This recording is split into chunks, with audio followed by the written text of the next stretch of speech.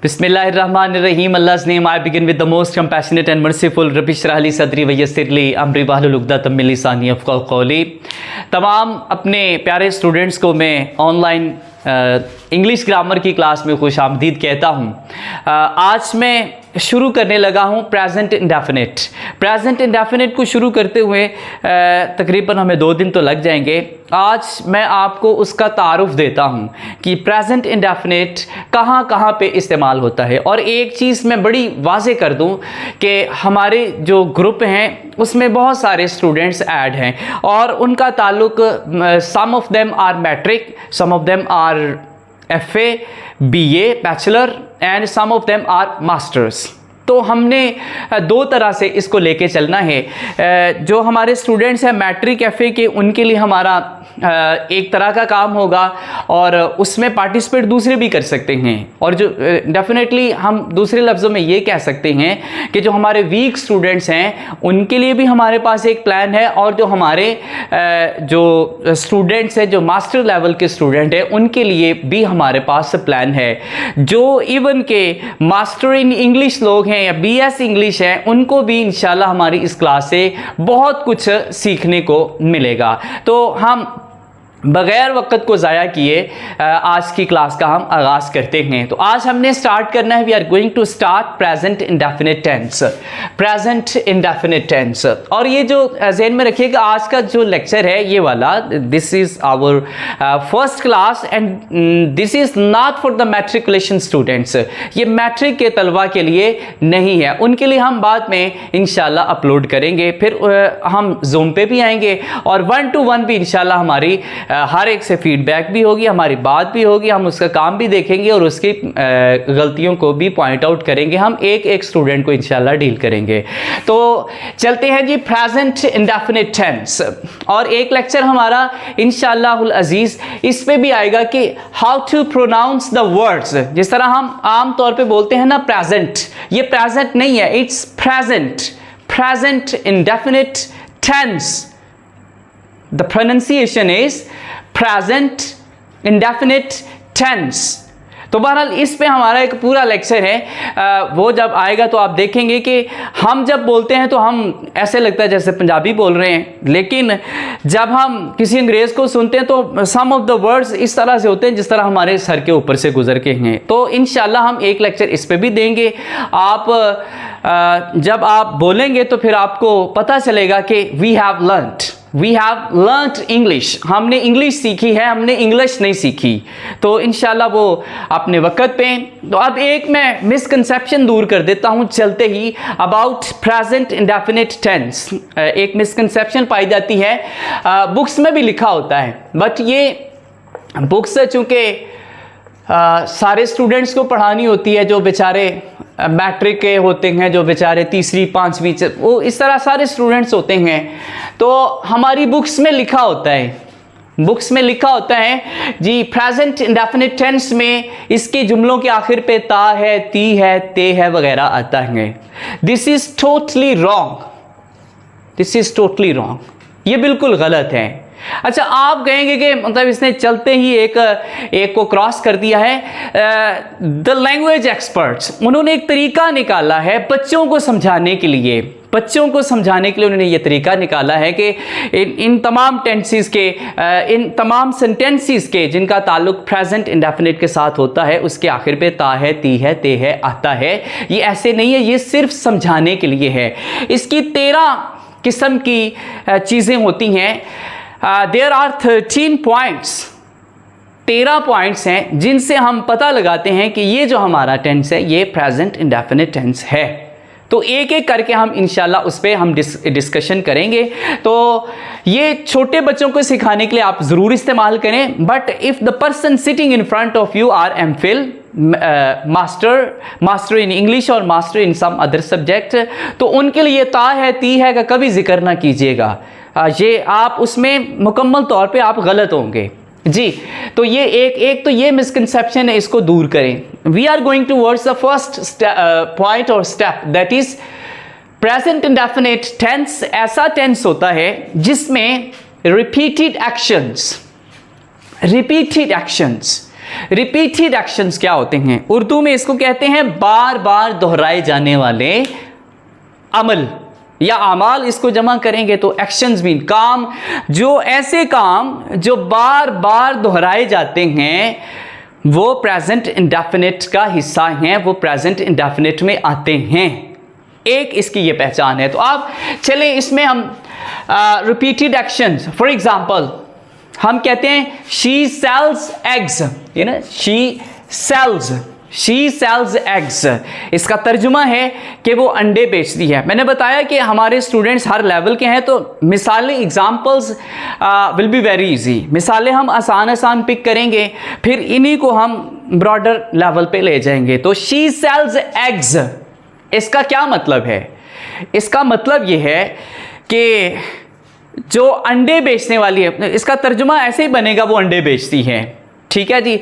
लेकिन इसकी सेंस ये है, सेंस इसकी क्या है? इसकी सेंस ये है कि जो अंडे बेचती है वो पहले भी अंडे बेचती थी, अब भी बेच रही है और कल को भी बेचेगी।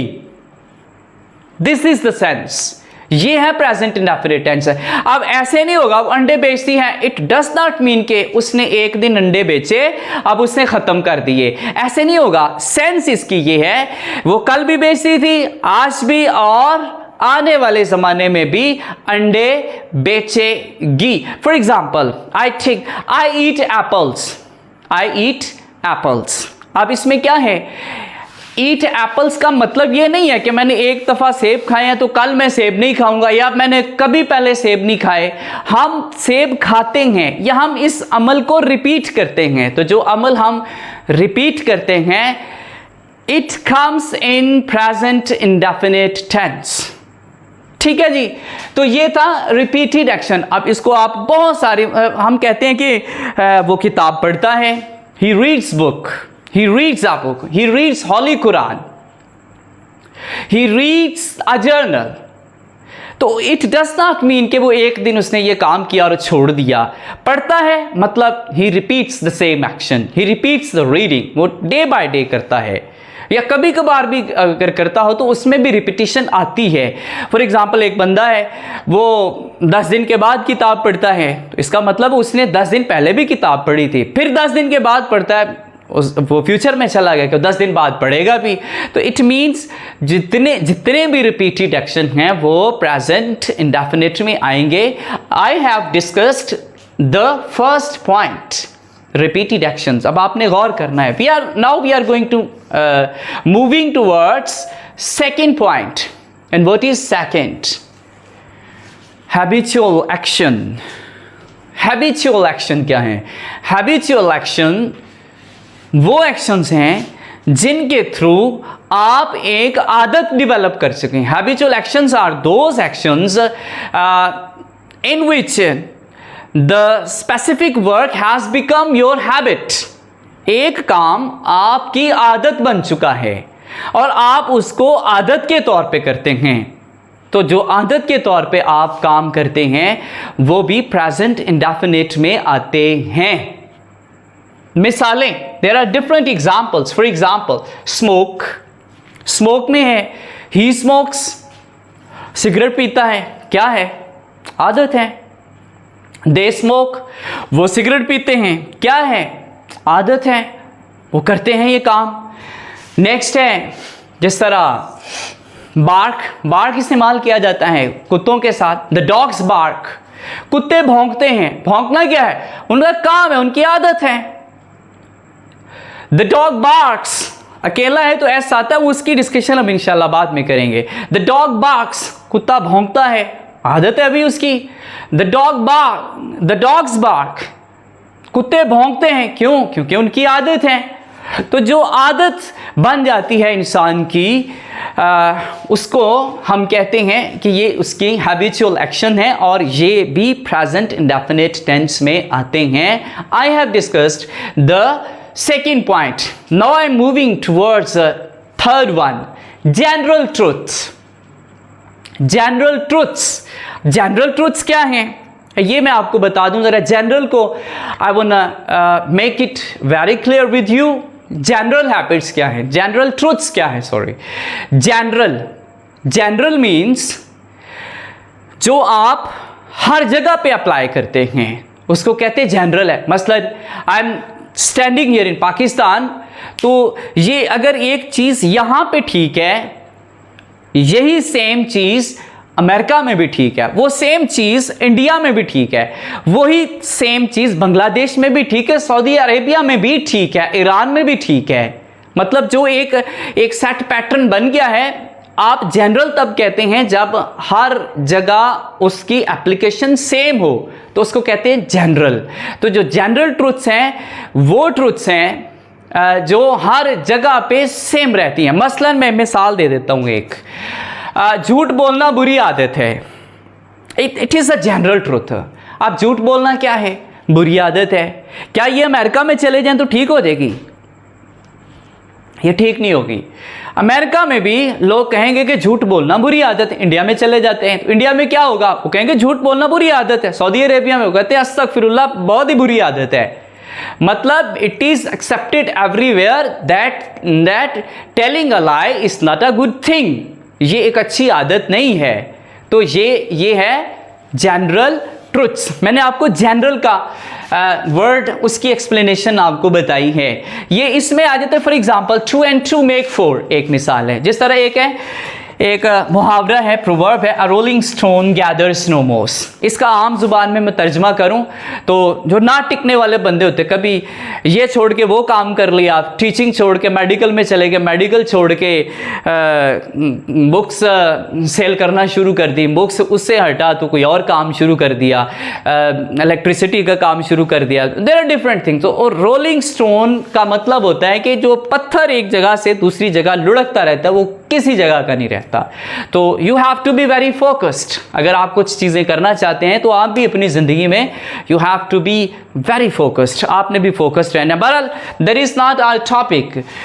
Our rolling stone gathers no moss. अच्छा, ये जो मैंने जुमले को एक्सप्लेन किया कि जो किसी जगह टिकता नहीं है वो किसी जगह का नहीं रहता, तो क्या ये सिर्फ पाकिस्तान में ऐसा होता है? नहीं, इट हैपन्स एवरीवेयर। हर जगह पे ऐसा ही होता है। हर जगह पे it's applies the same in the same way. आगे है जिस तरह 2 and 2 make 4 जनरल ट्रूथ है जी। कैसे 2 and 2 make 4? 2 और 2 4 होते हैं, 2 2 जमा करें 4 होते हैं। तो इसको आप अगर पाकिस्तान में करें 2 और 2 4 ही होंगे। किसी और जगह 2 और 2 5 ही हो सकते। दुनिया के कायनात के किसी भी हिस्से में चले जाएं, ये एक ट्रुथ है और ये एक जनरल ट्रुथ है। इसको अच्छा एक और भी लफ्ज़ कहते हैं, वो मैंने यहाँ तो नहीं लिखा बट आई विल एक्सप्लेन। इसको यूनिवर्सल ट्रुथ भी कहते हैं। यूनिवर्सल ट्रुथ, जहाँ मर्जी चले जाएं, यूनिवर्स के किसी भी कोने में चले जाएं, तो these things will not be changed. 2 और 2 4 ही होंगे। Now we are moving towards next point, that is past action. Past, चले हम पास्ट ही बोलेंगे इसको। जब मैं आपको सिखा चुका हूँगा प्रोनाउंसिएशन, देन हम उसको अच्छी तरह से बोलेंगे। अभी हम पास्ट एक्शन करते हैं। ये एक ऐसा टेंस है, अभी तो इसकी मैं आपको बड़ी खूबियाँ बताऊँगा। अच्छा, पास्ट एक्शन के लिए भी इसको इस्तेमाल करते हैं जी। आपने मुझे यकीन है कि आपने ये you have listened it first time, आपने ज़िंदगी में पहली दफ़ा सुना होगा कि ये जो टेंस है ये पास्ट एक्शन के लिए भी इस्तेमाल होता है। कुछ पास्ट एक्शन इस तरह के होते हैं जो कि प्रेजेंट इंडेफिनिट में आते हैं। तो पास्ट एक्शन के लिए क्या है? पास्ट एक्शन के लिए मैंने मिसाल यहाँ पे लिखी है कि पास्ट में, अब आपको समझ आ जाएगी, चूँकि सारे पाकिस्तानियों को समझ आएगी। मिसाल ये है कि Musharraf rules the country for 10 years।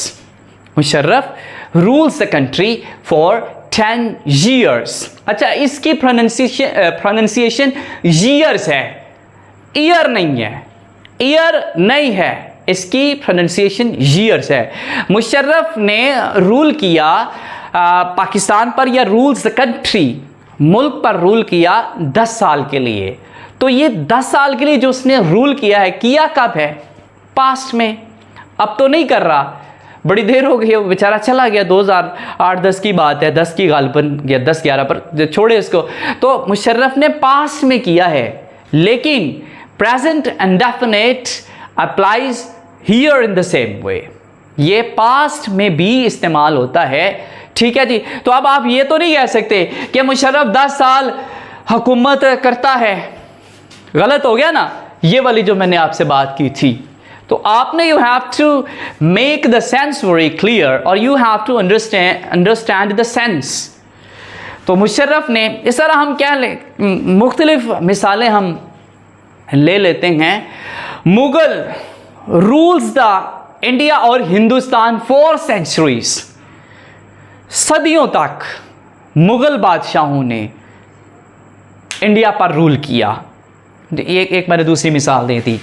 Now we are going towards the last point, that is permanent things.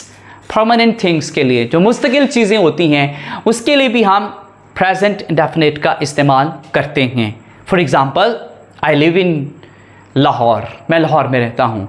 Lahore में रहता हूँ एक परमानेंट थिंग है, मैं 10 साल से रह रहा हूँ और मुस्तकिल तौर पे वो आईडी कार्ड पे भी लिखा होता है कि परमानेंट एड्रेस और टेम्परेरी एड्रेस वो लिखा होता है। बहरहाल जो परमानेंट चीज़ें होती हैं उसके लिए भी प्रेजेंट इंडेफिनिट टेंस का इस्तेमाल किया जाता है। जिस तरह मिसालें मैंने यहाँ पे लिखी हैं, mister Usman lives in Lahore, mister Usman Lahore में रहता है, वो परमानेंट यहाँ पे रहता है।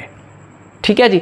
आगे हैं, they live in Canada, they live in Canada, वो कनाडा में रहते हैं। तो dear students, this was for this day, ये आज के लिए है। इंशाअल्लाह अज़ीज़ इसका जो सेकंड पार्ट है वो मैं कल पेश करूंगा, आपके सामने रखूंगा और इंशाल्लाह फिर उससे नेक्स्ट डे मैं आपको बताऊंगा इसकी पहचान, उसका प्रेजेंट इंडेफिनिट का तरीक़ेकार क्या है और फिर मैं आपको मटेरियल सेंड करूंगा और उस मटेरियल पे आपने काम करना है। फिर देन हमारी जब जूम पे क्लास होगी तो मैं एक स्टूडेंट को इंशाअल्लाह अज़ीज़ 1-to-1 फेस करूंगा। But keep it in mind, 1-to-1 उसको लिया जाएगा the people who are registered, the peoples who are not registered they will not be treated in the same way. अल्लाह ताला आपका हामी नासिर हो। अस्सलामु अलैकुम रहमतुल्लाह। Bismillahirrahmanirrahim. Allah's name, I begin with the most compassionate and merciful. Rabbi shrah li sadri wa yassir li amri wahlul 'uqdatam min lisani yafqahu qawli. Dear students, now I'm present in front of you for the second part of the same lecture, that is of present indefinite tense. मैं आपके सामने present indefinite का दूसरा part लेके हाजिर हूँ।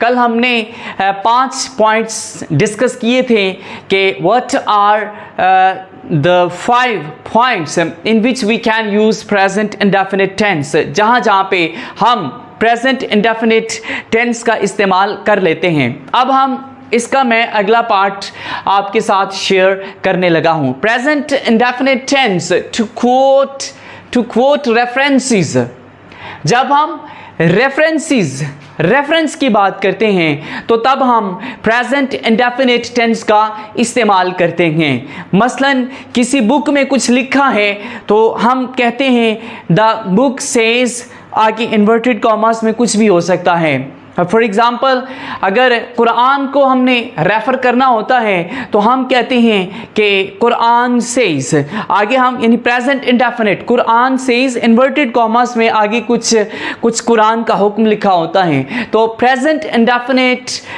Tense is used in quoting references, जब हमने हवाला जात का जिक्र करना होता है तब हम प्रेजेंट इंडेफिनिट टेंस का इस्तेमाल करते हैं। और फॉर एग्ज़ाम्पल, आम तौर पे हम पार्क्स में चले जाएं तो पार्क्स पे कुछ लगे होते हैं, कुछ ख़ास जगहों पे कुछ नोटिस लगे होते हैं जहाँ पे लिखा होता है नो पार्किंग प्लीज़, या फिर लिखा होता है no parking area.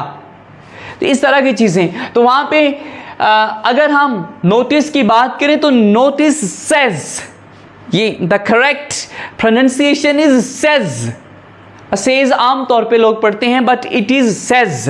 The notice says no parking please, यानी यहाँ पे आप गाड़ी पार्क ना करें, वहाँ पे भी प्रेजेंट इंडेफिनिट टेंस का इस्तेमाल होता है। For example, when we are going to quote some specific personality, जब हमने किसी खास शख्स का हवाला देना होता है या उसकी खास बात का हवाला देना होता है, then we use present indefinite. For example, Shakespeare says, women thy name is frailty, औरत तुम्हारा नाम कमजोरी है। ये शेक्सपियर ने कहा है, तो शेक्सपियर ने तो सदियों पहले कहा है। But we can use present indefinite tense. हम प्रेजेंट इंडेफिनिट टेंस का इस्तेमाल कर सकते हैं उस बात के लिए जो सदियों पहले हो चुकी है, चंद साल पहले के लिए भी हम इसको इस्तेमाल कर सकते हैं। For example, the Quaid says, Quaid says work work and work. ये कायद आज़म रहमतुल्लाह ताला अलैह का एक मशहूर प्रवर्ब है, मक़ूला है कि काम काम और सिर्फ काम। तो हमने क्या इस्तेमाल किया? कायद सेज, कायद ने, कायद कहता है, कायद कहा, कायद ने कहा नहीं। सेड भी आप इस्तेमाल कर सकते, but you can, we are talking here about present indefinite. तो सदियों पहले या कई सालों पहले की बात के लिए जब हम किसी ख़ास शख्स को ख़ास किताब का हमने हवाला देना होता है, तब हम प्रेजेंट इंडेफिनिट टेंस का इस्तेमाल करते हैं। The sixth point is discussed and now I am moving towards the seventh point, that is headlines. Headlines में जो टीवी पे हेडलाइंस चलती हैं, जो हेडलाइंस आती हैं, हेडिंग्स होती हैं, जो सुर्खियां बनती हैं अखबारात की, वहाँ पे भी प्रेजेंट इंडेफिनिट टेंस का इस्तेमाल किया जाता है। अगर आपका इत्तेफाक हुआ हो इंग्लिश न्यूज़पेपर देखने का, तो वहाँ पे हालांकि वाक़या जो होता है वो पहले गुजर चुका होता है, वाक़या पिछले ज़माने का होता है, माजी का होता है, लेकिन वहाँ पे भी प्रेजेंट इंडेफिनिट टेंस का इस्तेमाल किया जाता है। For example, the dialogue between India and Pakistan on Kashmir issue fails, present indefinite. हालांकि जो dialogue between India and Pakistan fail हुए हैं, ये पिछले वक्त में फेल हुए, माजी में फेल हुए, ये पास्ट में फेल हुए हैं, but here we can use present indefinite tense पिछली बात के लिए। तो ये हेडिंग बनी है किसी अखबार की या हेडलाइन बनी है किसी न्यूज़ चैनल की, तो वहाँ पे भी प्रेजेंट इंडेफिनिट टेंस का इस्तेमाल हुआ है। ज़रा आप गौर कर सकते हैं इस बात पे, इंशाल्लाह आप मेरी इस बात की तायीद करेंगे। ड्रामेटिक नैरेटिव, ड्रामेटिक का मैं फर्स्ट ऑफ ऑल तो इसको एक्सप्लेन करूं कि ड्रामेटिक वर्ड, ड्रामेटिक है क्या? ड्रामेटिक से मुराद कोई ड्रामा नहीं है, ड्रामेटिक से मुराद है a sudden change. Dramatic, what is dramatic? A sudden change. Wherever you see a sudden change, you can say that it is a dramatic change. It is wherever you see a sudden action, you can say that it is a dramatic action. कोई भी काम जो बहुत जल्दी में होता है, एक सिलसिला किसी बात का चल रहा होता है, तो सडन वो चेंज हो जाती है, तो it is a dramatic change. कोई काम आप कर रहे होते हैं तो वो सडन अचानक आप उसको तब्दील कर देते हैं, तो उसको कहते हैं कि ये ड्रामेटिक चेंज हो गया इस काम में, इस एक्शन में, या इस बात में, या किसी भी काम में। तो ड्रामेटिक नैरेटिव के लिए भी प्रेजेंट इंडेफिनिट टेंस का इस्तेमाल किया जाता है। For example, here he passes ball to Ali and Ali scores. Ali ने, उसने बॉल पास की अली की तरफ और अली ने क्या किया? अली ने गोल कर दिया। नहीं, एक सडन चेंज आया, उसने उसकी तरफ बॉल फेंकी, उसे क्या पता था कि उसने गोल कर देना, उसने ही स्कोर्स अ गोल। तो इट इज सडन चेंज, इसको कहते हैं ड्रामेटिक चेंज। और ये यू कैन से दैट जो नैरेटिव जो हम स्टेटमेंट दे रहे होते हैं उसको हम ड्रामेटिक नैरेटिव कहते हैं। फॉर एग्जाम्पल, ही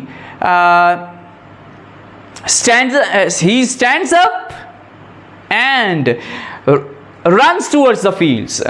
वो खड़ा हुआ, उसने दौड़ लगा दी फील्ड्स की तरफ। ही stands up and runs towards the field.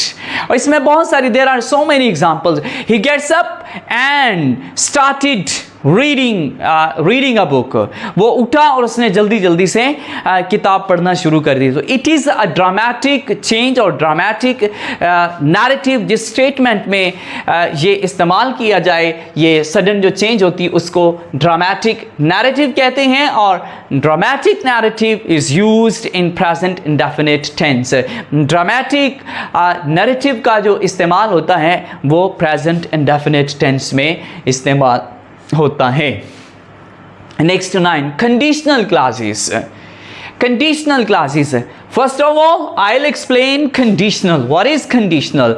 जिस काम में, जिस बात में कोई कंडीशन पाई जाए, कंडीशन पाई जाए, कोई शर्त पाई जाए, और अगर हम मजीद आसान लफ्ज़ों में बात करें, अगर का लफ्ज़ पाया जाए। फॉर एग्जाम्पल मैं कहता हूं अगर तुम नहीं आते तो मैं खाना नहीं खाऊंगा। What is this? This is condition. एक शर्त लग गई कि तुम नहीं आते मैं खाना नहीं खाऊंगा। तो जहां पे भी कंडीशन पाई जाए, इसके और भी टेंसेस हैं, बट हम कंडीशनल के लिए, ये फ्यूचर की जब बात होती है तो हम वहां पे प्रेजेंट इंडेफिनिट टेंस का इस्तेमाल करते हैं और कर सकते हैं। For example, I go to Lahore, I will bring books for you. आप कह सकते हैं I go to Lahore. Sorry, यहाँ पे एक मिस हो गई है चीज़। If I go to Lahore, अगर मैं लाहौर जाऊँगा, हालांकि ये देखिए आप, ये सारा it is present indefinite tense.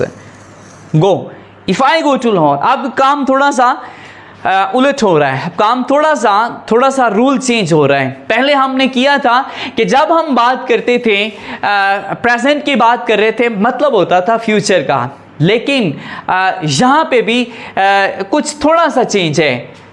अब ये फ्यूचर है, इसका मतलब फ्यूचर है, but present indefinite tense is being used here. यहाँ पे प्रेजेंट इंडेफिनिट टेंस का इस्तेमाल किया जाता है। मैं इसे उर्दू में तर्जुमा करता हूँ, बात मजीद क्लियर हो जाएगी। If I go to Lahore I will bring books. अगर मैं लाहौर जाऊँगा तो तुम्हारे लिए किताबें लाऊंगा। अगर मैं लाहौर जाऊँगा तो अगर, if shows present indefinite tense. Present indefinite tense कहाँ पे इस्तेमाल किया जाता है? शर्त के लिए, शर्तिया जुमलों के लिए, कंडीशनल सेंटेंसेस के लिए और कंडीशनल क्लासेस के लिए हम प्रेजेंट इंडेफिनिट का इस्तेमाल भी करते हैं। Next, time class. Time class, यहाँ पे टाइम क्लासेस होती हैं। फॉर एग्जांपल, टिल होता है, अनटिल होता है, व्हेन होता है। इस तरह के अल्फाज होते हैं जिनका ताल्लुक होता है वक़्त के साथ होता है, तो वहाँ पे भी हम प्रेजेंट इंडेफिनिट टेंस का इस्तेमाल करते हैं। मसलन, I shall stay here till. Till क्या है? तक। यू कम बैक, मैं यहाँ रहूँगा जब तक तुम वापस नहीं आते, या जब तक तुम वापस आओगे मैं इधर ही ठहरूंगा। अगर अनटिल करें, I shall stay here until you come back, जब तक तुम वापस नहीं आते, until. What is this? It is adverb of time. इसको एडवर्ब ऑफ टाइम भी आप कह सकते हैं, बल्कि कहते हैं। इस तरह, when, I'll eat when you come back, मैं खाऊंगा, और I eat when you come back, I eat when you come back, जब तुम वापस आओगे तब मैं खाना खाऊंगा। व्हेन, टाइम क्लास, ये वक़्त को जाहिर करता है। अनटिल वक्त को जाहिर करता है, टिल वक़्त को जाहिर करता है। तो टाइम क्लासेस के लिए, टाइम क्लास के लिए भी हम प्रेजेंट इंडेफिनिट टेंस का इस्तेमाल करते हैं। Next, present indefinite tense, planned future action. अगर कोई आपका काम है और आपने उसको प्लान कर लिया है कि मैं इस काम को, ये काम ज़रूर होगा या ये काम होगा ही होगा, तो उसके लिए भी हम प्रेजेंट इंडेफिनिट टेंस इस्तेमाल करते हैं। For example, the bus starts in 5 minutes. The bus starts in 5 minutes. कब काम होना है? 5 मिनट बाद। लेकिन कहा क्या जा रहा है? The bus starts. We have planned, हमने एक मनसूबाबंदी कर ली, हमने प्लानिंग कर ली कि हम बस को 5 मिनट में स्टार्ट करेंगे, तो इसके लिए भी हम प्रेजेंट इंडेफिनिट टेंस का इस्तेमाल करते हैं। For example, second example, we leave the station in 20 minutes. हम 20 मिनट में स्टेशन से निकलेंगे, हम स्टेशन को छोड़ देंगे। तो ये जब आप किसी काम का पक्का इरादा कर लें, आपका प्लानिंग आपकी कंप्लीट है, then we use present indefinite tense. Next 12 present movement. The present movement, कोई दो शख्स बातें कर रहे होते हैं, तो एक कहते हैं, एक शख्स, दो शख्स बातें करते हैं, एक सुन रहा होता है, तो जो सुनने वाला होता है वो कहता है आई सी, मुझे समझ आ गई है, आई अंडरस्टैंड नाउ, अब मुझे समझ आ गई है। तो प्रेजेंट मोमेंट के लिए भी हम प्रेजेंट इंडेफिनिट का इस्तेमाल करते हैं। जो बात अब होती है उसके लिए प्रेजेंट इंडेफिनिट का हम इस्तेमाल करते हैं। और in place of present continuous, in place of present continuous tense, हम इस टेंस का इस्तेमाल प्रेजेंट कंटिन्यूस के लिए भी इस्तेमाल कर सकते हैं। इसका इस्तेमाल प्रेजेंट कंटिन्यूस की जगह पे भी कर सकते हैं। For example, there are different example. For example, I love Pakistan. In actual sense ये जो बात है आई लव पाकिस्तान, ये कंटिन्यूस प्रोसेस है। आई लव पाकिस्तान का मतलब ये थोड़ी है कि एक बंदा बोले आई लव पाकिस्तान, मैं पाकिस्तान से मोहब्बत करता हूँ, वो रुक जाए और उसका ये प्रोसेस कंटिन्यूस ना हो। असल में इसका मतलब यही होता है कि मैं पाकिस्तान से प्यार कर रहा हूँ, कर रहा हूँ। बट अगर हम कहेंगे कि आई एम लविंग पाकिस्तान, तो दिस इज क्वाइट रॉन्ग। आप कुछ कंटिन्यूस, कुछ जारी प्रोसेसेस के लिए प्रेजेंट इंडेफिनिट का इस्तेमाल कर सकते हैं और वही ठीक होगा। और अदरवाइज अगर आप उसको प्रेजेंट कंटिन्यूस में करेंगे तो वो गलत होगा। जिस तरह आई लव पाकिस्तान, अगर मैं कहूँ I am loving Pakistan, this is wrong. I see sunlight, मुझे रोशनी नजर आ रही है, आई सी सनलाइट, आई सी। अगर आप इसका इस्तेमाल करते हैं कि I am seeing sunlight, it will be totally wrong, क्योंकि प्रेजेंट कंटिन्यूस की जगह पे भी प्रेजेंट इंडेफिनिट का इस्तेमाल किया जाता है। For example, I believe in Allah, I believe in God, मैं खुदा पर ईमान रखता हूँ। अगर आप इसको इस तरह से करते हैं कि मैं खुदा पे ईमान रख रहा हूँ, हालांकि है ऐसे ही, इसको अगर आप इसका तर्जुमा कर दें I am believing in God, it will B totally wrong. Very important. Present indefinite is very important for the students. मैं इसके बारे में आखिरी बात करके अपनी बात को ख़त्म करूँगा। अगर कोई बंदा इस टेंस को सीख ले और इसके सारे इस्तेमालात से अच्छी तरह वाकफियत हासिल कर ले, अच्छी तरह फेमिलियर हो जाए, तो मैं गारंटी करता हूं कि वो बीए का एग्ज़ाम भी पास कर सकता है, वो सीएसएस के बड़े बड़े लंबे एसेस भी लिख सकता है, वो इंग्लिश में किसी जगह भी वो क्या कहते हैं मार नहीं खा सकता, उसको कोई प्रॉब्लम नहीं हो सकती अगर इस टेंस के, सिर्फ प्रेजेंट इंडेफिनिट टेंस के तमाम यूजेस को अच्छी तरह कर लेता है। अपनी वो बात पास्ट में कर सकता है, अपनी बात वो प्रेजेंट में कर सकता है, अपनी बात वो फ्यूचर में कर सकता है और अपनी बात को प्रेजेंट कंटिन्यूस में कर सकता है। तो एक ही टेंस में मुख्तलिफ ज़माने जो हैं वो इसके दायरे कार में आ रहे हैं। उम्मीद है कि आप इसको अच्छे तरीके से करेंगे इंशाअल्लाह अज़ीज़। कल मैं आपको मटीरियल के साथ एक कल का लेक्चर दूंगा और फिर जो हमारे स्टूडेंट्स होंगे वो होमवर्क करेंगे, तो परसों इंशाअल्लाह अज़ीज़ उनका हम फीडबैक लेंगे। अल्लाह ताला आपको बहुत खुश रखे, अल्लाह ताला आपका हामी और नासिर हो। प्रॉब्लम्स हुई हों तो आपने ज़रूर शेयर करनी है। अल्लाह ताला आपको खुश रखे। अस्सलामु अलैकुम रहमतुल्लाह। Bismillahirrahmanirrahim. Allah's name I begin with the most compassionate and merciful. Rabbi shrah li sadri wa yassir li amri wahlul 'uqdatam min lisani yafqahu qawli. Dear students, now I'm going to start. I'm going to tell you about present indefinite tense. But before starting that, I want to make your idea clear about the pronouns, about the usage of pronoun and about the types of pronoun, और especially I'll tell you some of the types. मैं complete आज के lecture में आपको नहीं बताऊंगा इसके, then pronouns के भी different cases होते हैं, फिर किसी दिन हम cases पे भी बात करेंगे। तो पहले चूंकि ये इसमें इस्तेमाल होने हैं present indefinite में first person pronoun इस्तेमाल होना है, second भी होगा, third भी होगा, तो I want to make your idea very clear about it कि ये pronouns क्या होते हैं। First of all तो ये है कि एक होता है noun, एक होता है pronoun. Noun you know very well that the name of something, some person, some place, किसी भी चीज़ का नाम उसको हम नाउन कहते हैं। फॉर एग्जाम्पल बुक है, चेयर है, काउच है, ब्लैक वाइट बोर्ड है, मार्कर है, these are all the things are noun. और अशखास के नाम है, फॉर एग्जाम्पल मेरा नाम उस्मान है और उमर है, उमर है, उसामा है, these are all names of the persons.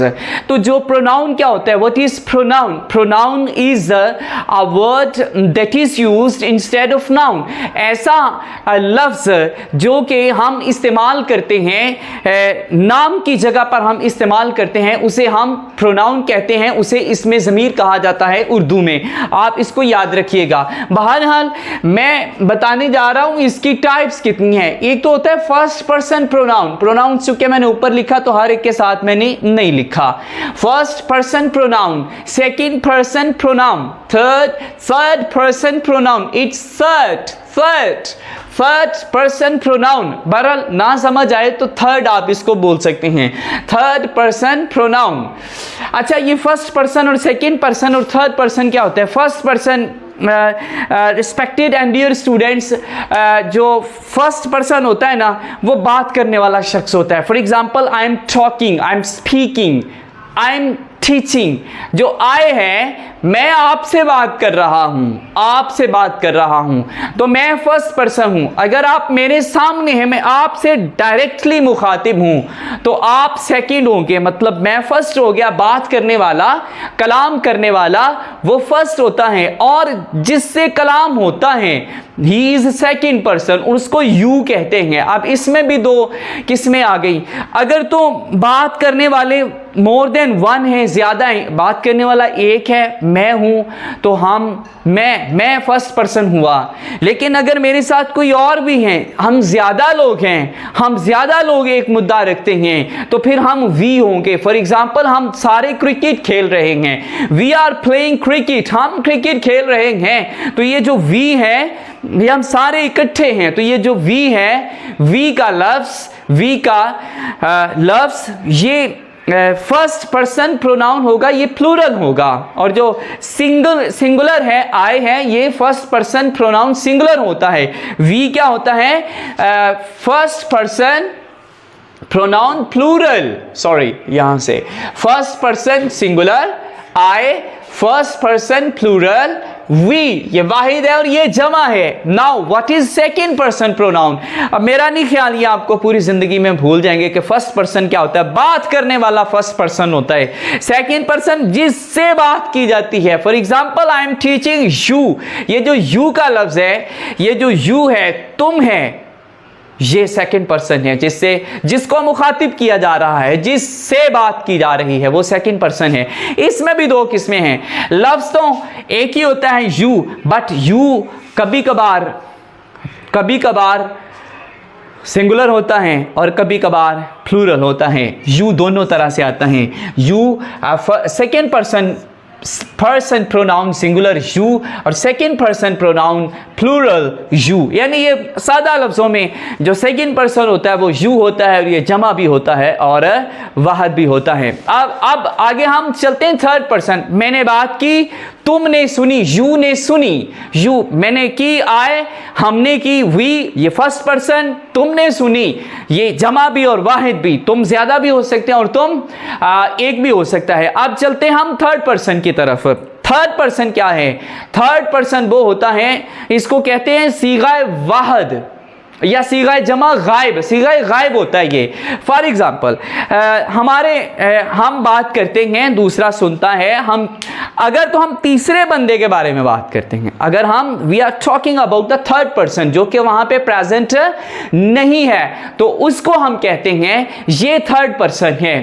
हम बात करते हैं, एक दूसरा सुनता है, तो जिस शख्स के बारे में बात होती है वो यहाँ पे मौजूद नहीं है, वो यहाँ से गायब है, किसी और जगह पे है, तो उसको हम कहेंगे कि ये थर्ड पर्सन है। इसमें भी जमा और वाहिद दोनों तरह से आते हैं। फॉर एग्जांपल मैं किसी एक लड़के के बारे में बात करता हूं तो ही है, वो यहां पे नहीं है, ही है, he is a good man, अच्छा आदमी है, he is very hard working boy, अच्छा, ही इज अ ग्रामरियन, वो आप समझ रहे हैं, तो ही।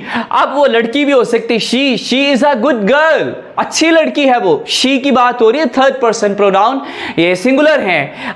इट किसी कोई मौजू भी हो सकता है आपका, it is a good thing to play cricket, cricket खेलना एक अच्छी आदत है, ये एक सब्जेक्ट, एक मौजू है जिस पे बात हो रही है, तो ये इट भी थर्ड पर्सन प्रोनाउन में आता है। इसमें भी जमा, अब ये वाहद की बात की, अब जमा आ गए, तो जमा में क्या होगा, जमा में आ जाएगा दे, वो, they are playing cricket, they were talking about you, वो तुम्हारे बारे में बात कर रहे थे, दे वर स्पीकिंग ट्रूथ, वो अच्छाई के बारे में गुफ्तगू कर रहे थे, they are all good listeners, वो अच्छे सुनने वाले हैं, सामईन हैं। तो दे के बारे में हमने बात की, तो दे क्या है, थर्ड पर्सन प्लूरल, ये थर्ड पर्सन है। सीगाए जमा गायब है, बहरहाल ये थर्ड पर्सन है, इसको आसान अल्फाज में ले लीजिएगा। और इसके he, she, it, I, we, they, you, ये है, इसकी तरतीब आप याद कर लीजिएगा। मैं इसको दोबारा से रिवाइज कर देता हूं, दे तक बात क्लियर हो गई। और ये 7 है, 1 2 3, ये चुके हमने लिखे हैं, इकट्ठे लिखते हैं, है तो ये यू ही, ये भी यू है, ये भी यू है, तो हम इसको रिमूव भी कर सकते हैं। 1 2 3 4 5 6 7, ये 7 होते हैं। तो डियर स्टूडेंट्स, अब मैं इंशाल्लाह आपको प्रेजेंट इंडेफिनिट की तरफ लेके चलता हूं। Now I'm going to start present indefinite tense. But before starting present indefinite tense, I want to tell you about the structure of the sentences. Structure of the sentences in all tenses. तमाम किस्म के tenses में जो structure इस्तेमाल होती है वो किस तरह से होती है, जो एक तरतीब बनती है, पहले क्या लिखा जाता है, बाद में क्या लिखा जाता है, उसके बाद क्या लिखा जाता है, उसके बाद क्या, ये है स्ट्रक्चर, इसको बोलते हैं इंग्लिश में स्ट्रक्चर। तो मैं आपको स्ट्रक्चर ऑफ द सेंटेंस भी बता दूं कि इंग्लिश में हम ट्रांसलेशन कैसे करते हैं। इंग्लिश में हम ट्रांसलेशन करते हैं, ये आप ये याद रखिएगा, SVO। अगर कोई बचता है अल्फाज, उसको हम रिमेनिंग पार्ट कहते हैं, तो अदरवाइज ये आप याद रखें, SVO, SVO। मुझे लगता है कि आपने पहले बहुत ये काम सुना होगा या नहीं सुना होगा। ये SVO को बस आप याद रख लीजिएगा, तरतीब कभी खराब नहीं होगी फिक्रे की। तो SVO क्या है, S फॉर सब्जेक्ट। सब्जेक्ट क्या है, सब्जेक्ट वो होता है काम करने वाला, जिसको हम कहते हैं, जो the person who is responsible for doing something is subject. The person who is doing something is subject. वो subject होता है जो काम कर रहा होता है। SVO, इसको आपने याद रखना, SVO, SVO।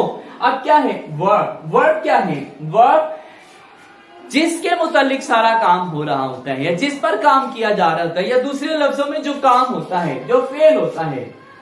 उर्दू में इसको फेल कहते हैं और इसको काम भी कहते हैं। तो सेकंड क्या है, वर्ब, फेल, काम। नेक्स्ट क्या है, नेक्स्ट है ऑब्जेक्ट। ऑब्जेक्ट होता है जिस पर काम होता है, ये आपने याद करने हैं, जिस पर काम होता है, जिस पर काम होता है, उसको क्या कहते हैं, उसको कहते हैं ऑब्जेक्ट। अगर कोई टाइम बच जाता है, कोई और चीज बच जाती है, कोई प्लेस है, कोई और चीज बच जाती है, तो उसको आपने आखिर पे लिखना है। अगर कोई चीज नहीं है तो फिर आप डेफिनेटली नहीं लिखेंगे। आगे सिंस आता है, फार आता है, कोई और चीज आती है तो आपने लिखनी है, अदरवाइज SVO आप याद रखेंगे तो इंशाअल्लाह वल अजीज आपका फिक्रा गलत नहीं होगा, आपका फिक्रा बिल्कुल ठीक होगा और उसकी समझ और उसकी तरतीब बिल्कुल दुरुस्त बनेगी। अब हमने बात कर ली SVO की, subject verb and object. Subject verb and object के बाद हम मूव करते हैं ट्रांसलेशन की तरफ। क्योंकि हमारे सारे स्टूडेंट्स शामिल हैं, वीक भी हैं और हमारे इंटेलिजेंट स्टूडेंट भी हैं, तो मैंने दो फिक्रे ली हैं, एक वीक स्टूडेंट के लिए और एक जो अच्छे स्टूडेंट्स हैं उनके लिए। तो सबसे पहले हम इसकी ट्रांसलेशन करेंगे। वो दूध पीता है, पहचान मैंने ता है ती है इसलिए नहीं लिखी, इसकी वजह यह है कि मैंने आपको पूरा इसका बैकग्राउंड बताया है कि ता है ती है इसकी बाकायदा से पहचान नहीं होती। जो प्रेजेंट इंडेफिनिट टेंस है इसकी पहचान यही है कि जो काम एक बंदा करता है, अब करता है, वो कल भी करता है, वो पहले भी करता है। बहुत सारी मैंने आपसे डिस्कशन इसके बारे में की है, इसलिए मैंने पहचान ता है ती है वगैरह नहीं लिखी। तो वो वैसे भी लिंग्विस्ट समझाने के लिए उर्दू दान उसको इस्तेमाल करते हैं। तो वो दूध पीता है, ये प्रेजेंट इंडेफिनिट टेंस है। ये दूध पीना रूटीन में शामिल है, जो रूटीन मैटर्स होते हैं वो भी प्रेजेंट इंडेफिनिट में आते हैं। तो वो दूध पीता है, इसके लिहाज से हम SVO लिख लेते हैं यहाँ पे, SVO।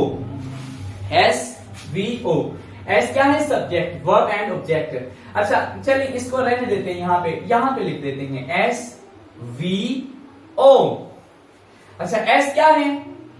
एस है सब्जेक्ट, वो। अब आगे क्या है? वर्ब की आपने फर्स्ट फॉर्म लिखनी है, ड्रिंक। अच्छा ही ड्रिंक। अब फर्स्ट फॉर्म क्यों लिखनी है? ये जो प्रेजेंट इंडेफिनिट टेंस होता है इसमें SVO और V से मुराद होता है first form of the verb. V से मुराद है S सब्जेक्ट है, वर्ब से मुराद फर्स्ट फॉर्म है और फिर आपने इसके आखिर पे ऑब्जेक्ट लिखना है। ये इसकी तरतीब है। तो फर्स्ट फॉर्म मैंने शायद आपको नहीं भेजा, आपने फॉर्म्स भी किसी भी ग्रामर से देख के अपने फॉर्म्स याद करना शुरू करती हैं, मैं भी बाकायदा से आपको व्हाट्सएप ग्रुप में भेजूंगा। तो यहां पे फर्स्ट फॉर्म आ गई, आगे आ गया ही ड्रिंक, आगे आ गया मिल्क। यस आप देख रहे हैं कि मैं यहां पे गलती कर रहा हूं, ही ड्रिंक मिल्क। तो यहां पे अब दो तरह से फिक्रे होते हैं। अगर फर्स्ट पर्सन, अगर थर्ड पर्सन सिंगुलर है या वाहिद शख्स है, तो वाहिद शख्स के लिए हम वर्ब के साथ एस का इजाफा करते हैं, वर्ब के साथ एस का इजाफा करते हैं। फॉर एग्जाम्पल यहां पे ये जो ड्रिंक है तो इसके साथ हम ड्रिंक्स लिखेंगे, तो ही ड्रिंक्स मिल्क। चूंकि ये दूध पीने वाला सिंगुलर है, चले मैं एक और फिक्रा कर देता हूं, वो दूध पीते हैं, इसी को हम कर लेते हैं, वो दूध पीते हैं। तो क्या आएगा? वो चूंकि जमा है तो यहां पे आएगा दे, इसके बाद आएगा ड्रिंक और इसके बाद आएगा मिल्क। They drink milk. यहां पे एस का इजाफा नहीं होगा, ES की बात भी मैं करता हूं, तो यहां पे एस का इजाफा नहीं होगा। अब हम चलते हैं दूसरे फिक्रे की तरफ, जो कि ये हम बात कर रहे हैं सिंपल सेंटेंसेस की। ये हैं सिंपल सेंटेंसेस, या इसको बोलते हैं अफर्मेटिव सेंटेंसेस। सिंपल या अफर्मेटिव सेंटेंसेस। ये सिंपल सेंटेंसेस या अफर्मेटिव सेंटेंसेस ऐसे होते हैं जिसमें कोई सवाल नहीं होता, जिसमें कोई मनफी नहीं होती, यानी ना नहीं होती, मैं वो नहीं करता, ऐसा नहीं होता, कोई सवाल नहीं किया जाता। ये होते हैं सिंपल सेंटेंसेस या इसे अफर्मेटिव सेंटेंसेस कहते हैं। तो हम कर रहे हैं अफर्मेटिव सेंटेंसेस, जो मैंने आपको व्हाट्सएप ग्रुप में भेजी है वो भी अफर्मेटिव सेंटेंसेस है, उससे आगे की कोई बात नहीं है। आगे चलते हैं। ही ड्रिंक्स मिल्क, वो दूध पीता है। लोहार आग जलाने के लिए धोकनी इस्तेमाल करता है। लोहार, इसको मैं इरेज कर लेता हूं, तो फिर इसके हम नीचे फिक्रा लिख देते हैं जी। लोहार S V और O, लोहार के लिए होती है the black Smith. The black Smith ये लोहार की होती है। ये हो गया हमारा सब्जेक्ट। अब वर्ब क्या है, और उसकी मैंने बोला फर्स्ट फॉर्म इस्तेमाल करनी है प्रेजेंट इंडेफिनिट में। द ब्लैक स्मिथ इस्तेमाल करता है, यह है वर्ब इस्तेमाल करना। यूजेस, यूज आएगा, और चूंकि ये ब्लैकस्मिथ फर्स्ट पर्सन प्रोनाउन है, कल्ला बंदा है, अकेला आदमी है, वाहिद शख्स है, तो वर्ब के साथ आपने एस का इजाफा कर दिया। द ब्लैकस्मिथ यूजेस, अब आ जाएगा ऑब्जेक्ट हमारा। ऑब्जेक्ट क्या है, किसको इस्तेमाल करता है, जिसको इस्तेमाल करता है वही आपका ऑब्जेक्ट है। किसको, बैलोज, धोंकनी वो होती है, एक ऐसी चीज होती है, छोटी सी एक ऐसी चीज है, फूंक मारते हैं तो आग जो है वो तेज हो जाती है, उसको धोंकनी कहते हैं। मुख्तलिफ इलाकों में, पाकिस्तान के मुख्तलिफ इलाकों में उसके मुख्तलिफ नाम होंगे। आप कमेंट्स में बताइएगा मुझे कि उस धोंकनी को आपके इलाके में क्या कहते हैं। तो बैलोस, इंग्लिश में बैलोस, हमारे उर्दू में धोंकनी कहते हैं। वो जो धुआं दे रही होती है आग, तो फिर वो एक लोहे की होती है, वो उसमें से फूंक मारते हैं तो वो आग जो है वो ज्यादा जलना शुरू होती है, क्योंकि ऑक्सीजन से आग आपको पता है जलती है। भारत, तो द ब्लैकस्मिथ यूजेस बैलोस आग जलाने के लिए। अब ये देखिए, मैंने कहा था ना रिमेनिंग पार्ट्स हैं। अब उसका मकसद क्या है, जो जिस चीज का जो मकसद होता है ना किसी चीज का, कि इस मकसद के लिए वो इस्तेमाल की जाती है, तो आगे उसके टू लिखा जाता है। टू से मकसदियत जाहिर होती है। द ब्लैकस्मिथ यूजेस बैलोस, भाई उसका मकसद क्या है, कहते हैं टू को ऐड करते हुए, टू को इस्तेमाल करते हुए उसका मकसद बयान करना है आपने। देखिए ना, वो इस्तेमाल करता है धोंकनी लाहौर है, किस मकसद क्या है, आग जलाना, तो टू आपने लाजमी ऐड करना है। ये आपने बात याद रखनी, जब कोई मकसदियत आ जाती है किसी चीज में, किसी काम में, तो फिर हम टू का इजाफा करते हैं, टू का सहारा लेते हैं या टू को इस्तेमाल करते हैं। इसको टू ऑफ इन्फिनिटिव भी कहते हैं, यानी टू के बाद जब फर्स्ट फॉर्म, टू के बाद हमेशा फर्स्ट फॉर्म होती है, ये भी आपने याद रखना है। टू के बाद हमेशा फर्स्ट फॉर्म होती है, तो to fire, to blow fire, आग जलाने के लिए, ब्लो होता है, टू ब्लो जलाना, फायर आग जलाने के लिए लोहार धोंकनी का इस्तेमाल करता है। ये चूंकि मैंने आपको एक्सरसाइजेज इसी के मुतालिक दी हुई हैं, मैंने दो एक्सरसाइजेज दी हुई हैं, एक हमारे वीक स्टूडेंट्स के लिए और एक हमारे इंटेलिजेंट स्टूडेंट्स के लिए, तो मैं इसको यहां तक ही रख रहा हूं, मैं इसको यहां तक ही रखूंगा। इंशाअल्लाह अज़ीज कल जब नई एक्सरसाइजेज दूंगा तो फिर हम नेगेटिव पे भी बात करेंगे, फिर हम इंशाअल्लाह जो दूसरे इंटरोगेटिव हैं उस पर भी बात करेंगे इंशाअल्लाह अज़ीज। आपको बहुत समझ आएगी। जब समझ ना आए तो आपने मुझसे जरूर कांटेक्ट करना है। अल्लाह ताला आपको बहुत खुश रखे, अल्लाह ताला आपका हामी नासिर हो। काम कंप्लीट करना है और काम कंप्लीट करके आपने जूम पे आना है। अस्सलामु अलैकुम व रहमतुल्लाहि व बरकातुहू। Bismillahirrahmanirrahim. Allah's name. I begin with the most compassionate and merciful. Rabbi shrah li sadri wa yassir li amri wahlul uqdatam min lisani yafqahu qawli. Now we are going to start fourth lecture of present indefinite tense. But before starting present indefinite tense, मैं जो अपने ज़हीन लोग होते हैं उनको मैं कुछ उनके लेवल की चीज़ें देने की कोशिश करता हूँ, और जो हमारे वीक स्टूडेंट हैं वो परेशान ना हो, वो जो सुपरफिशियल जो चीज़ें होती हैं, सादा सादा चीज़ें, वो समझ के अपना वो काम करें, और जो हमारे ज़हीन स्टूडेंट्स होते हैं वो इंग्लिश को इन डेप्थ समझने की कोशिश करें। तो मैंने दोनों को अपने जहन में रखते हुए, दोनों तरह के स्टूडेंट्स को अपने जहन में रखते हुए मैं अपनी वीडियोस को शूट करता हूं। तो लेट्स स्टार्ट। अच्छा, कुछ अल्फाज ऐसे होते हैं, there are some words which seem like plural but they are singular. ऐसे अल्फाज होते हैं जो कि दिखने में, नजर आने में जमा होते हैं, बट एक्चुअल में वो सिंगुलर होते हैं। जिस तरह न्यूज़ है, न्यूज़ इज सिंगुलर, जब लेकिन एस देख के बंदे को लगता है कि हो सकता है कि ये प्लूरल हो, बट इट इज सिंगुलर। इसी तरह पॉलिटिक्स है, पॉलिटिक्स में एस को देख के कोई बंदा ऐसा ना कि कह दे कि ये जमा है, ये सिंगुलर है। इसी तरह वेजेस मजदूरी को कहते हैं, वेजेस भी सिंगुलर है। इसी तरह गैलोस कहते हैं फांसी का फंदा, GALLOWS, गैलोस, और गैलो नहीं कहना इसे। इस तरह एक और मेरे जहन में आ गया, बास दोस्त बोलते हैं इनिंग, पहली इनिंग दूसरी इनिंग नहीं, पहली इनिंग्स, उसमें भी ऐसे जो होता है वो इनिंग का हिस्सा होता है, यानी इनिंग्स का हिस्सा होता है ऐसे, तो आप उसको छोड़ नहीं सकते।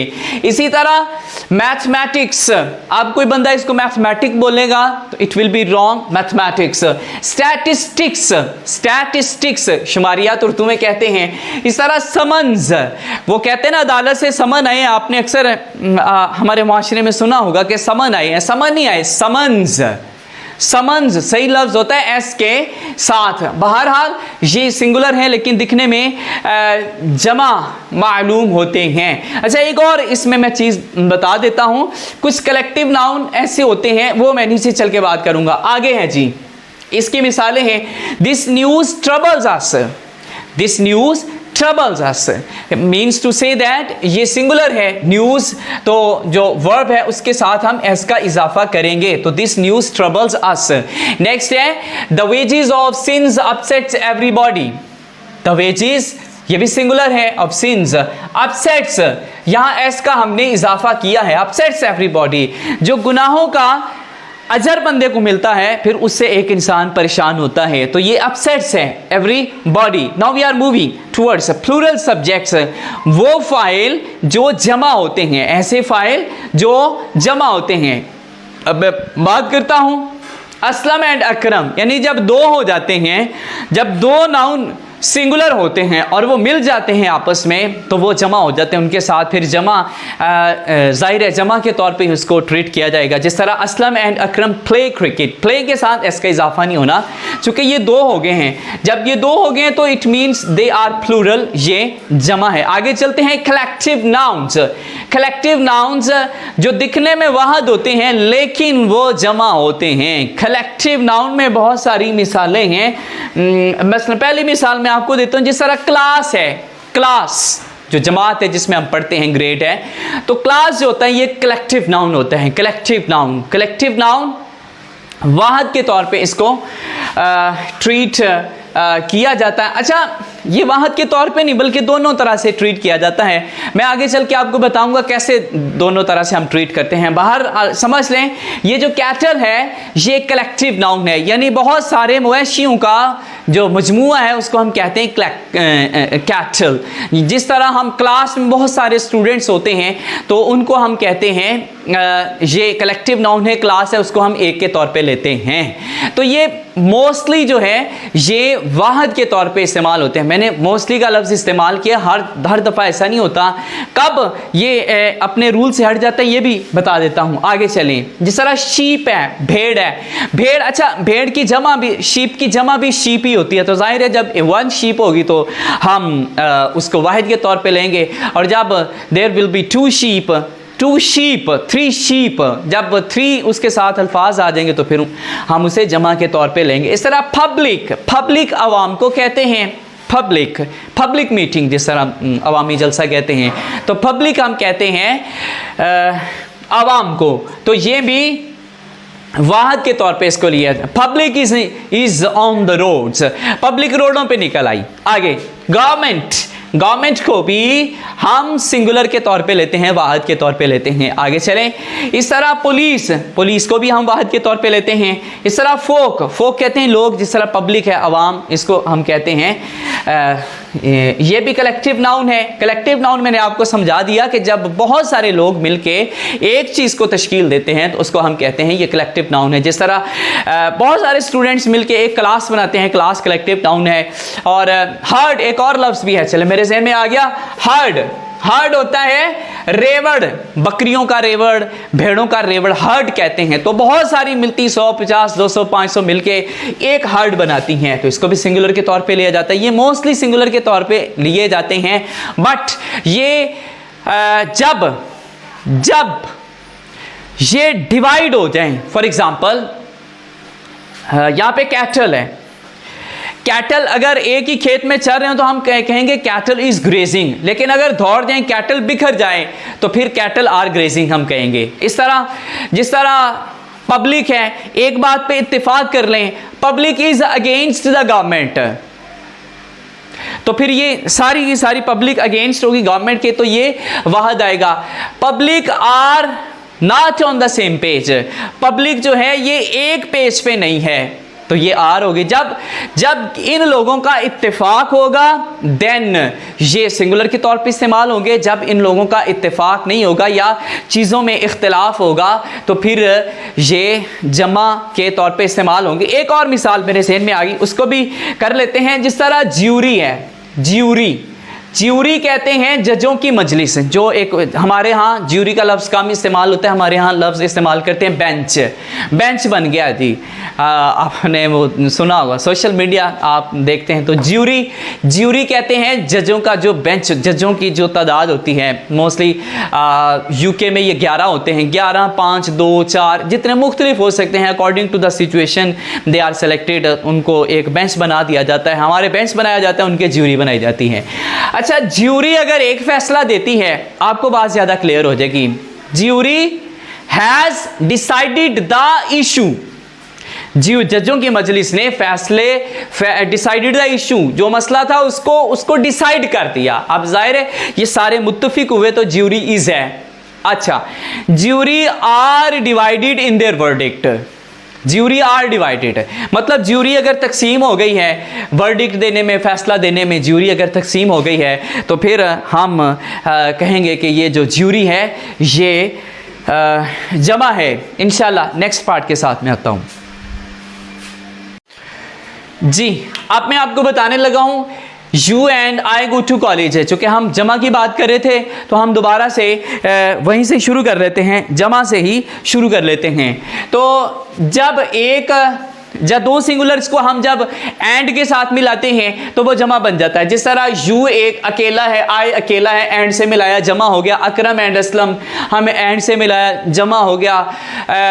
टेबल एंड चेयर ये भी जमा हो गए। मतलब आप एंड से मिलाते जाएं चीज़ें, वाहद को एंड से मिला, प्लूरल्स तो ऑलरेडी प्लूरल्स हैं, जमा हैं, आप मिलाते जाएं और इनकी जमा बनती जाएंगी। अब हम चलते हैं नेगेटिव सेंटेंसेस की तरफ।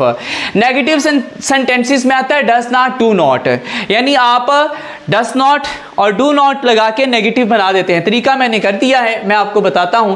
तो डू नॉट, डज नॉट जहां पे आता है डियर स्टूडेंट्स, वहां पे आपने एस या ई एस का इजाफा नहीं करना। मैं बताऊंगा आपको कि ई एस का इजाफा कहां पे होता है। फॉर एग्जाम्पल चलते हैं फिक्रे की तरफ। फॉर एग्जाम्पल वो दूध पीता है, एक सादा फिक्रा है, आपकी दोहराई भी हो जाएगी। ही ड्रिंक्स मिल्क, ही ड्रिंक्स मिल्क। अब ये इसके साथ एस का इजाफा होगा, चूंकि यहाँ पे सिंगुलर है तो एस का हम वर्ब की फर्स्ट फॉर्म के साथ इजाफा करेंगे, तो ही ड्रिंक्स मिल्क हो गया। अब हमने करना है वो दूध नहीं पीता है, वो दूध नहीं पीता है, तो इसके साथ हम डज नॉट का इजाफा करेंगे, डज नॉट का इस्तेमाल करेंगे। तो क्या आएगा, सब्जेक्ट के फौरन बाद हमने डज नॉट का इस्तेमाल करना है, इसके बाद वर्ब आएगा। He does not drink milk, does not drink, does not drink milk. अब यहां पे इसका इजाफा नहीं होगा, क्यों? क्योंकि डज नॉट आ गया है। डज नॉट ड्रिंक मिल्क, वो दूध नहीं पीता है। आगे चलते हैं। अकाब आसमानों पर बुलंद परवास करता है, सिंगुलर है, सॉरी ये जमा का भी एक फिक्रा कर लेते हैं। जमा हो, जिस तरह मसलन वो दूध नहीं पीते हैं तो दे आएगा शुरू में, दे आगे जमा है तो डू नॉट आएगा, drink milk, they do not drink milk, वो दूध नहीं पीते हैं। अब आप याद रख लीजिएगा SVO, इसके दरमियान में डज नॉट या डू नॉट यहाँ पे इस्तेमाल होगा। डज नॉट या डू नॉट सब्जेक्ट के फौरन बाद इस्तेमाल होगा, फिर VO इस्तेमाल करेंगे, तो they do not drink milk. आगे है the eagle soars high in the sky, अकाब आसमानों पर बुलंद परवास करता है। अकाब के लिए सब्जेक्ट हो गया ईगल, इसके बाद वी होना है। वी क्या है? सोर होता है उड़ना, इसके साथ हम इसका इजाफा करेंगे, सोर्स उड़ता है। आगे चलेंगे तो बुलंद है हाई, आसमानों में, इन द स्काई, आसमानों में या आसमानों पर के लिए आप इन द स्काई इस्तेमाल करते हैं। तो the eagle soars high in the sky. अच्छा, अगर हमने इसको नेगेटिव करना है तो देन हम करेंगे कि अकाब आसमानों पर परवास नहीं करता है। The eagle does not soar high in the sky, does not के बाद सोर आ जाएगा। The eagle does not soar high in the sky.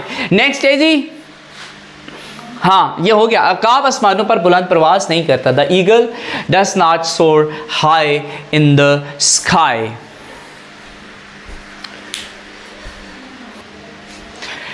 Dear students, अगर वर्ब के आखिर पे कुछ अल्फाज आए इस तरह के, जिस तरह है SH CH OOX एटसेट्रा, ये तो 3-4 तरह की कैटेगरीज में ये अल्फाज आते हैं, SH CH O और OX। अगर इनका खात्मा इन अल्फाज पे हो रहा हो, वर्ब का खात्मा, वर्ब का एंड इन पे हो रहा हो, तो देन हम एस का इस्तेमाल नहीं करते, देन हम ES का इस्तेमाल करते हैं। For example, she wash the clothes, she wash the clothes. अब यहाँ पे वॉश नहीं आएगा, अगर गौर करें तो SH है तो इसके सामने आपने ES का इजाफा कर देना है। She washes the clothes. आगे ही वॉच द टीवी, वॉचेस आएगा, ही वॉचेस द टीवी। चूंकि CH आ गया आखिर पे तो हमने ES का इजाफा करना है। आगे चलें, ही गो नहीं आएगा, O है तो he goes to the college daily कर लें, ऑन ट्रेन कर लें, ये जुमला जितना मर्जी आप बढ़ाते जाएंगे। He goes to college daily on train. तमाम साथी मैंने आपको सेंड कर दिया है जूम पर मटेरियल, तो इंशाल्लाह जूम पे आपके साथ मुलाकात होगी। जिन चीज़ों की आप समझ ना आए आप जूम पे पूछ सकते हैं और अपना काम करके तशरीफ़ लाया करें। और जो साथी व्हाट्सएप ग्रुप ज्वाइन करना चाहते हैं कर सकते हैं। अल्लाह ताला आपको बहुत खुश रखे, अल्लाह ताला आपका हामी नासिर हो। अस्सलामु अलैकुम रहमतुल्लाह। बिस्मिल्लाहिर्रहमानिर्रहीम। Allah's name, I begin with the most compassionate and merciful. Rabbi shrah li sadri wa yassir li amri wahlul uqdatan min lisani yafqahu qawli. Dear students, now I'm going to start present indefinite tense, and this is the 5th lecture on it, and this is the last lecture of present indefinite tense. Now we are going to make the interrogative sentences.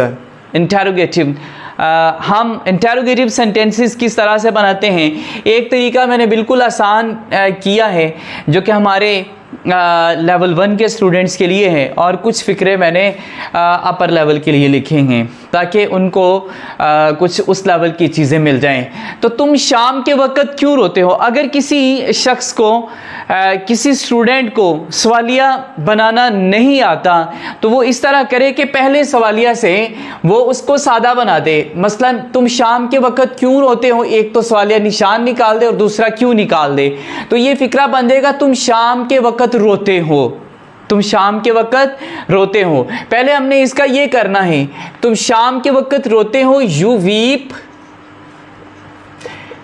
In the evening. ये शाम के वक़्त के लिए evening आता है, you weep in the evening. अब आ गया दूसरा step, this is first step. ये पहला स्टेप है कि आपने सवालिया को सादा में कर देना है। फिर क्या करना है, फिर आपने क्या ऐड करना है उसके, तुम शाम के वक़्त रोते हो, क्या तुम शाम के वक़्त रोते हो। डेफिनेटली जब क्या के साथ फिक्रा स्टार्ट हो रहा होता है तो ये हेल्पिंग वर्ब के साथ स्टार्ट होता है। तो दूसरा स्टेप ये है कि इसमें चूंकि यू है तो यू के साथ जो हेल्पिंग वर्ब इस्तेमाल किया जाता है वो डू है, तो यू के साथ डू इस्तेमाल होता है। तो सबसे पहले हम डू को बाहर निकालेंगे, देन हम SVO लिखेंगे। तो डू हमने लिखा, डू और सब्जेक्ट की जगह जाहिर है हम यू लिखेंगे और वर्ब की जगह वीप आएगा, डू यू वीप। आगे रिमेनिंग पार्ट है, टाइम है, इन द इवनिंग। आगे सवालिया निशान इसके लिखा जाएगा चूंकि ये सवाल है। तो do you weep in the evening, क्या तुम शाम के वक़्त रोते हो। अब इसका आ गया अगला स्टेप, ये था सेकंड स्टेप। सेकंड स्टेप में हमने हेल्पिंग वर्ब के साथ सवालिया फिक्रा बना दिया। थर्ड स्टेप में हम क्या करेंगे, थर्ड स्टेप में हम उसी पहले फिक्रे को देखेंगे, या ये मैंने लिखा हुआ है तुम शाम के वक़्त क्यों रोते हो। ये था हमारा जेन्युइन फिक्रा जो कि हमने करना था, ये हमारा इस तक हम पहुंचना चाह रहे थे। तो सबसे पहले हमने अब तर्जुमा करना है जो सवालिया लफ्ज़ है, और सवालिया लफ्ज़ क्या है, वाई। तो वाई को हमने सबसे पहले लिखा, देन ये सारे का सारा फिक्रा आप लिख दें, सारे का सारा फिक्रा लिख दें, आप कभी भी मिस्टेक नहीं करेंगे। ये देख लें, ये डू है और ये यू है, आगे आ जाएं, वीप हो गया इन द इवनिंग, ये उन लोगों को मैंने बताया है जिनको सवालिया बनाने में मुश्किल होती है और उनको पता नहीं चलता कि कहाँ पे वाई लिखना है, कहाँ पे डू लिखना है, कहाँ पे SVO लिखना है। तो ये उन लोगों के लिए मैंने लेवल 1 के स्टूडेंट्स के लिए ये तरीका बताया है कि अगर आपको समझ ना आए, मैं इसको रिपीट कर देता हूँ, अगर आपको समझ ना आए तो सवालिया फ़िक्रे को आपने पहले सादा फ़िक्रे में तब्दील कर देना है। तुम शाम के वक़्त रोते हो, you weep in the evening. फिर आपने क्या करना है, क्या तुम शाम के वक़्त रोते हो, मीन्स टू से दैट आपने हेल्पिंग वर्ब के साथ इसको करना है। तो हेल्पिंग वर्ब के साथ हमने डू के साथ किया, यू के साथ आता तो do you weep in the evening. आगे हम चलेंगे तो थर्ड स्टेप में हम क्या करेंगे, थर्ड स्टेप में हम जो सवालिया लफ्ज़ होगा उसको सबसे पहले लिख लेंगे और जो सेकंड स्टेप वाला फ़िक्रा हमने कंप्लीट किया है उसको नीचे उतार देंगे। तो आप देखेंगे कि फ़िक्रे में किसी किस्म की कोई मिस्टेक नहीं होगी। दूसरे लफ्ज़ों में सबसे पहले हमने वाई का तर्जुमा करना है, जो भी सवालिया लफ्ज़ हैं उसका हमने तर्जुमा करना है। देन हमने उसके बाद हेल्पिंग वर्ब का इजाफा करना है, तो वाई डू हो गया। तो वाई डू, इसके बाद जाहिर SVO आता है। SVO मैंने आपको बताया subject verb and helping, subject verb and object. तो हमने सबसे पहले वाई का तर्जुमा लिखा, देन हम डू करेंगे, देन सब्जेक्ट है, सब्जेक्ट इसका यू आ जाएगा। वर्ब क्या है यहाँ पे, रोना, उसकी वीप इंग्लिश होती है। आगे ऑब्जेक्ट है नहीं, आगे टाइम है तो इन द इवनिंग आ जाएगा। तो अब आप देख सकते हैं कि ये हम कैसे फ़िक्रा कर चुके हैं। Why do you weep in the evening. आगे है वेयर, ये सड़क किधर जाती है, किधर के लिए कहाँ होता है, तो हम इसका तर्जुमा करेंगे वेयर। वेयर के फौरी बाद हम हेल्पिंग वर्ब लिखेंगे, फिर इसका सब्जेक्ट है दिस रोड, चूँकि ये इसके साथ इसमें इशारा है ये सड़क, तो दिस रोड आएगा। वेयर डज दिस रोड, जाना के लिए सड़क, जाहिर है इसके लिए गो तो नहीं लिखेंगे, ये लीड करती हैं, लीड टू, लीड करती हैं, मतलब ये रास्ता दिखाती है कि ये जो सड़क है इधर को जा रही है, मीन्स टू से दैट कि ये इस तरफ रास्ता लीड करेगा। इंग्लिश में इसके लिए आता है where does this road lead to.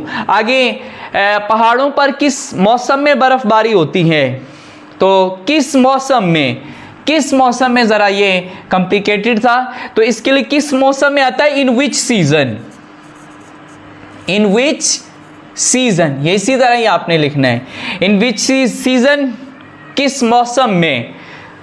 ठीक है जी, विच आ गया, विच एक सवालिया लफ्ज़ है, तो इन विच सीजन, किस मौसम में। इसके बाद फौरी आप हेल्पिंग वर्ब लिखेंगे, चूंकि अगर इन विच डस लिखेंगे तो ये नहीं बात बनेगी। किस, इस ये जो विच है इसके लिए एक ऑब्जेक्ट का होना ज़रूरी है। तो यहाँ पे सीज़न है तो इन विच सीज़न डस क्या होता है, मौसम के लिए, बर्फबारी के लिए, बारिश के लिए, रेन के लिए हम इट इस्तेमाल करते तो इसके लिए इट आएगा। In which season does it snow, बर्फबारी होना उसके लिए स्नो आता है। In which season does it snow, कहाँ पे होती है, ऑन माउंटेन्स, ये आपका ऑब्जेक्ट है। आगे सवालिया निशान, in which season does it snow on mountains, पहाड़ों पर बर्फ किस मौसम में होती है। तुम आधी रात नमाज के लिए कैसे उठ जाते हो, तो कैसे का सबसे पहले तर्जुमा होगा हाउ आएगा, चूंकि तुम है तो इसके लिए यू आएगा, तो इसका जो हेल्पिंग वर्ब है वो डू बनेगा, तो हाउ डू आ जाएगा। देन हम SVO means to say that हम लिखेंगे, सब्जेक्ट लिखेंगे, how do you, how do you, तुम आ गया। यहाँ पे वर्ब उठ जाना है, उठना है, तो गेट अप आएगा। How do you get up, कैसे उठते हो। किसके लिए, फॉर प्रेयर, हम टू से प्रेयर भी लिख सकते हैं, हम फॉर प्रेयर भी लिख सकते हैं, for prayer. How do you get up for prayer, कब, आधी रात में, in the midnight, in the midnight. जी ये था हमारा इसका आखिरी लेक्चर। अगर आपको समझ ना हो तो आप मुझसे पूछ सकते हैं जूम पे आकर, मैं इंशाल्लाह आपको मटेरियल भी सेंड कर देता हूं और आपने उस पर बेहतरीन अंदाज से काम करना है। तो फिर इंशाल्लाह जब आप काम कर लेंगे, आप होमवर्क अपना कंप्लीट कर लेंगे, तो मैं 1 बाय 1 आपका चेक करूँगा। अल्लाह ताला आपका हामी नासिर। अस्सलामु अलैकुम रहमतुल्लाह।